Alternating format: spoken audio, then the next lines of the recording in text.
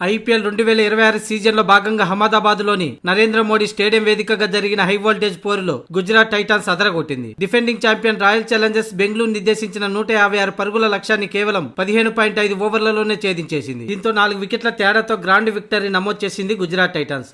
ఇక ఈ విజయంతో టైటాన్స్ పాయింట్ల పట్టికలో ఓ అడుగు ముందుకు వేసింది. లక్ష్య ఛేదనలో గుజరాత్ ఓపెనర్లు మంచి శుభారంభం ఇచ్చారు. 42 పరుగుల వద్ద సాయి సుదర్శన్ భువనేశ్వర్ బౌలింగ్ లో అవుట్ అయినప్పటికీ కెప్టెన్ శుభమన్ గిల్ ఆర్సీబీ బౌలర్లను ఆట ఆడుకున్నాడు. ముఖ్యంగా హెజల్వుడ్ వేసిన తొలి ఓవర్లోనే 4 సిక్సర్ల వర్షం కురిపించాడు. ఏకంగా ఆ ఓవర్లో 24 పరుగులు పిండుకున్నాడు. అయితే 18 బంతుల్లో 4 4లు 3 సిక్సర్లతో దాటిగాడే క్రమంలో తన వ్యక్తిగత 43 పరుగుల వద్ద భువీ బౌలింగ్ లో విరాట్ కోహ్లీకి క్యాచ్ ఇచ్చి అవుట్ అయ్యాడు. అనంతరం జోస్ బట్లర్ 19 బంతుల్లో 39 పరుగులు చేసి తనదైన శైలిలో సిక్సర్లతో విరుచుకుపడి మ్యాచ్ ను ఏకపక్షం చేశాడు. ఇక మధ్యలో షారుఖ్ ఖాన్, వాషింగ్టన్ సుందర్ తక్కువ స్కోర్ కి అవుట్ అయి ఉత్కంఠ రేపినప్పటికీ చివర్లో రాహుల్ తెవాటే భారీ షాట్లతో ఫినిషింగ్ టచ్ ఇచ్చి జట్టుకు విజయాన్ని అందించాడు. ఇక ఆర్సీబీ బౌలర్లో వెటరన్ పేసర్ భువనేశ్వర్ కుమార్ 3 వికెట్లతో అద్భుతంగా బౌలింగ్ చేసి గుజరాత్ టైటాన్ ను కట్టడి చేసే ప్రయత్నం చేశాడు. కానీ మిగతా బౌలర్లు రాణించకపోవడంతో ఆర్సీబీ ఓటమి పాలైంది. ఇక అంతకుముందు ఆర్సీబీ మొదట బ్యాటింగ్ చేసి గుజరాత్ ముందు చాలా తక్కువ పరుగులకే ఉంచింది. ముఖ్యంగా ఈ సీజన్ లో తొలిసారి 10 వికెట్లను కోల్పోయింది ఆర్సీబీ. మొత్తంగా 19.2 ఓవర్లలో 155 పరుగులకి ఆల్అౌట్ అయింది. దేవదత్ పడికల్ 40 పరుగులతో టాప్ స్కోరర్ గా నిలిచాడు. అయితే రజత్ పాటిదార్ తన అవుట్ అయిన